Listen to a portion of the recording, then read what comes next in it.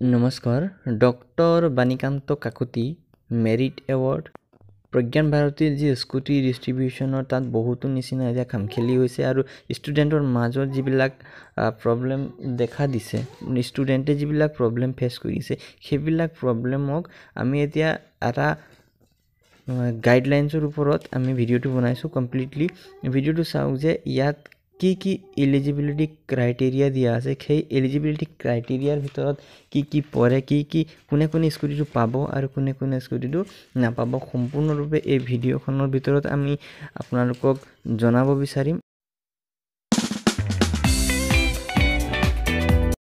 Eligibility ক্ৰাইটেৰিয়াৰ first of point হ'ল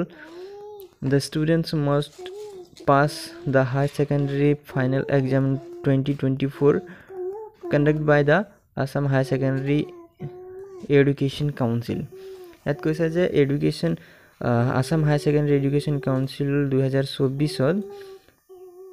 ষ্টুডেণ্টজন higher secondary pass কৰিব লাগে girls student must score 60% or more mark মানে girl ষ্টুডেণ্টজনীয়ে 60% পাব লাগে বা তাতকৈ ওপৰত পাব লাগে তাৰ ওপৰতে চি নাম্বাৰত কৈছে যে একেই চি নাম্বাৰত কৈছে ল'ৰা ষ্টুডেণ্টে 75% বা 75% ওপৰত পাব লাগে ডিটো অলপ ক্ৰিটিকেল আছে ইয়াৰ বিষয়ে আমি লাষ্টত আকৌ এবাৰ আলোচনা কৰিম ডি নাম্বাৰটো হৈছে student in the betterment and reappearance category are not eligible for the scheme মানে ষ্টুডেণ্টজনে বিটাৰমেণ্ট বা ৰিপেয়াৰেন্স কেটেগৰীৰ যদি হয় তেতিয়াহ'লে এই স্কিমৰ কাৰণে সেইজন ষ্টুডেণ্ট এলিজিবল নহয় ই নাম্বাৰ পইণ্ট ইয়াত আকৌ দিছে যে drop out student are also' not eligible for the scheme মানে ড্ৰপ আউট ষ্টুডেণ্টজনো এই স্কিমৰ কাৰণে এলিজিবল নহয় নাম্বাৰ এফ কৈছে student have to be resident of the state of Assam আছামৰ স্থায়ী বাসিন্দা হ'ব লাগে ষ্টুডেণ্টজন মানে ইয়াত আকৌ আহি পৰি যায় PRCৰ কথা যে PRCটো কেনেকৈ আপুনি বনাব অনলাইন বনাব নে অফলাইন বনাব ক'ত বনাব কেনেকৈ বনাব লাগে সকলো ডিটেইলছত এটা ভিডিঅ' আছে ওপৰত আই বাটনত ক্লিক কৰিব বা ডেছক্ৰিপশ্যনত লিংক থাকিব আপুনি তাত গৈ চেক আউট কৰিব পাৰিব এতিয়া আমি জি নাম্বাৰত যাওঁ student must continue their study beyond 10+2 ইয়াৰ অৰ্থ হ'ল যে ষ্টুডেণ্টজনে 10+2 বা হায়াৰ ছেকেণ্ডেৰী পাছ কৰি সেইজন ষ্টুডেণ্টে কণ্টিনিউ কৰি থাকিব লাগিব বা ডিগ্ৰী গ্ৰেজুৱেশ্যন হওক BA হওক বা BCom হওক বা BSc হওক বা তেনেধৰণৰ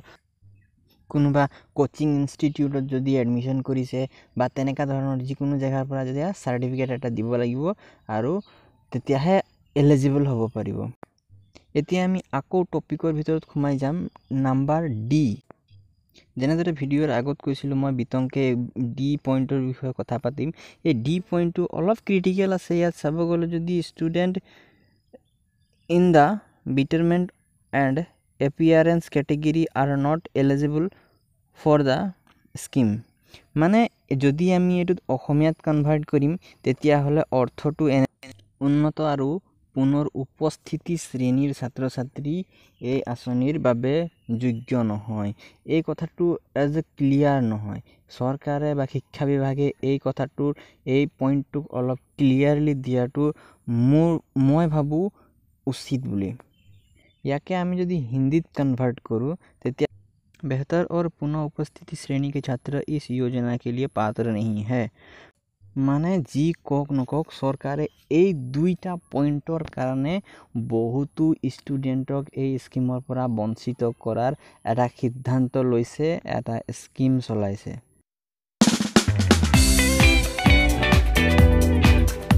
এতিয়াও সময় শেষ হোৱা নাই আমি যদি অফিচিয়েল ৱেবছাইটত বা অফিচিয়েল যিবিলাক হেণ্ডেল আছে টুইটাৰ ইনষ্টা ফেচবুক এনেধৰণৰ অফিচিয়েল হেণ্ডেল যেনেকৈ হেমন্ত বিশ্ব শৰ্মা ছাৰৰ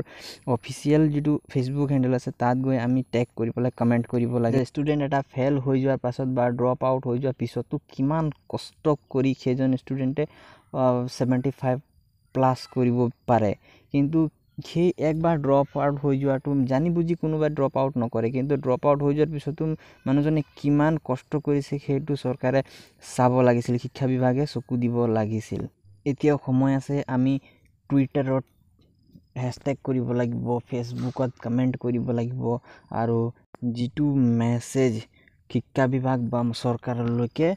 মেছেজটো যোৱা নিচিনাকৈ আমি কমেণ্ট কৰিব লাগে, হেছটেগ দিব লাগিব, তেতিয়াহে আমি কিবা এটা কৰিব পাৰিম আগন্তুক দিনলৈকে। কিন্তু অহা বছৰলৈকে যদি আমি চাম তেতিয়াহ'লে নহ'ব। এই বছৰতে আমি কমেণ্ট টেগ কৰি পেলাই আমি কিবা এটা যদি কৰিব পাৰিম তেতিয়াহ'লে নিশ্চয় কিবা এটা ভাল হ'ব। জয় আই অসম। ধন্যবাদ।